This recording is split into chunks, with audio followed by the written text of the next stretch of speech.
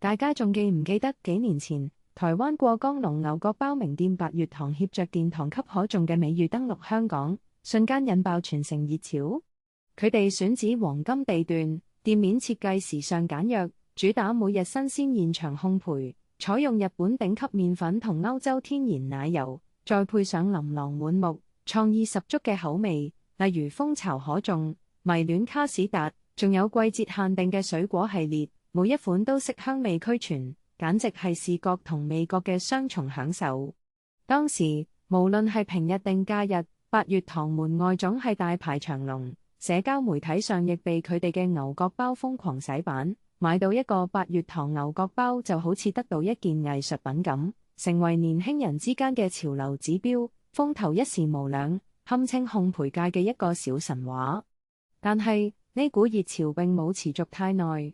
隨住開業初期嘅新鮮感逐漸減退，第一個挑戰就係香港極度高昂而且不斷攀升嘅商鋪租金，尤其係佢哋選址嘅核心商業區，租金成本就好似一個無底洞咁，不斷蠶食佢哋嘅利潤。與此同時，市場上開始出現越來越多模仿者同競爭對手，有啲甚至以更低價格或者更本土化嘅口味作招來，令八月堂嘅獨特性同吸引力相對下降。消費者嘅口味亦不斷轉變，對單一產品嘅忠誠度唔高，追求層出不窮嘅新鮮感。面對呢啲情況，八月堂似乎未能及時作出有效嘅應對。佢哋喺產品創新方面嘅步伐減慢，未能持續推出令人驚豔嘅新款式去刺激市場。喺營銷策略上，亦過於依賴初期嘅口碑，缺乏持續嘅品牌建設同顧客關係維護。更重要嘅係，佢哋可能低估咗香港市場嘅複雜性同經營成本嘅壓力，喺擴張同成本控制之間未能取得良好平衡。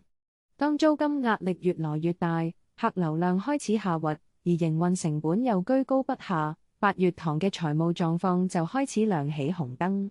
可能佢哋曾經嘗試過縮減人手、調整價格，甚至尋找新嘅鋪位，但喺缺乏足夠資金進行品牌重塑、大規模市場推廣或者業務模式轉型嘅情況下，呢啲都只係杯水車薪。最終，呢個曾經盛極一時嘅品牌，喺開業短短幾年後就黯然宣布全線撤出香港市場，留俾大家嘅除咗一絲可惜，更多嘅係對零售業經營艱難嘅反思。歸根究底，八月堂嘅失敗，除咗外部市場競爭同成本壓力之外，內部缺乏持續創新嘅動力，對市場變化反應遲緩，以及可能存在嘅資金鏈問題，都係重要原因。如果當時佢哋有額外嘅資金支持，或者能夠得到專業嘅商業諮詢，或許可以進行更有效嘅品牌升級，拓展更多元化嘅產品線，甚至開拓租金壓力較細但有潛力嘅新市場，結果可能就會完全唔同。呢個甜點悲歌正正反映咗好多特色零售小店喺香港經營嘅困境。你嘅生意係咪都遇到類似樽頸位？其實唔使灰心，香港政府嘅 BUD 專項基金就係為咗支援好似你咁嘅企業。無論你想將品牌重新定位，開發迎合新潮流嘅產品，升級網店系統拓展線上銷售，定係想衝出香港，開拓內地、東盟、日本、韓國呢啲市場，BUD基金都可以資助你相關開支高達 50%， 累積資助額仲有成600萬港元㗎。申請 BUD基金程序繁複，唔使驚，我哋有專業顧問團隊，可以為你度身訂造資助方案，全程跟進申請，不成功不收費。想知多啲點樣利用BUD基金，為你嘅零售生意殺出一條血路？